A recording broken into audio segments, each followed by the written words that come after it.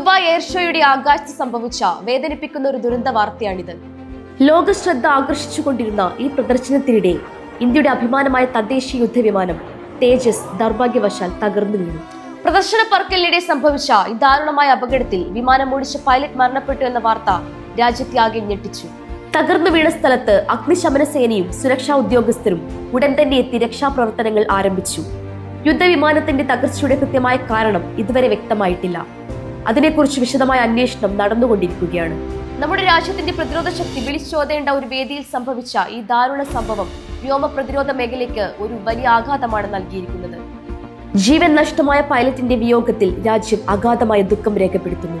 Dubai എയർഷോയുടെ ചരിത്രത്തിൽ സംഭവിച്ച ഈ കറുത്ത അധ്യായം ഇനിയുള്ള സുരക്ഷാ ക്രമീകരണങ്ങളെ കുറിച്ച് ലോകത്തിന് ചിന്തിക്കാൻ ഒരുപാട് ചോദ്യങ്ങൾ ബാക്കിയാക്കുകയാണ്.